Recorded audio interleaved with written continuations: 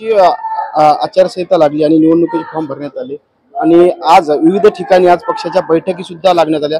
सोबतच हातगाव येथे सोनवणे मंगल कार्यालय येथे वंचित बहुजन आघाडीची बैठक लावण्यात आली। आपल्यासोबत बोलण्यासाठी सध्या जिल्हा अध्यक्ष आहेत, नांदेड जिल्हा अध्यक्ष वंचित बहुजन आघाडीचे। सर, काय सांगाल, वंचित बहुजन आघाडीची बैठक लावण्यात आली, प्रतिसाद कसा आहे?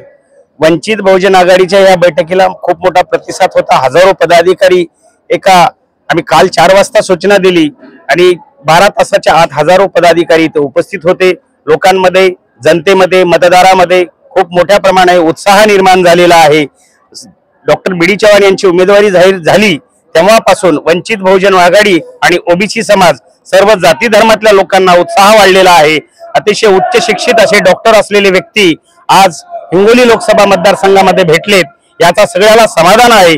त्यामुळे वंचित बहुजन आघाडीची हिंगोलीची लोकसभा निवडणूक ही अटीतटीची नसून एकतर्फी आहे। डॉक्टर बी डी चव्हाण यांचा 100% 101% विजय निश्चित आहे। सर, आपण भाषणात बोलताना म्हणाले की मराठा समाज सुद्धा आपल्याला सहकार्य करणार आहे। मराठा समाजासोबत कुठली बैठक झाली का, काय चर्चा झाली? मराठा समाजांचं असं आहे की जे निजामी मराठी आहेत ते सोडून जी कोणी आरक्षणवादी आहेत, गरीब मराठा आहेत, ते श्रद्धेय बाळासाहेब आंबेडकरांना मानणारा वर्ग आहे। त्यामुळे आम्हाला त्यांनी गोपनीय ज्या पद्धतीने आम्हाला जी माहिती मिळालेली आहे की संपूर्ण मराठा समाज जे आरक्षणवादी आहेत ते वंचित बहुजन आघाडीला पूर्णपणे मतदान करणार आहेत, यात ते मात्र शंका नाही।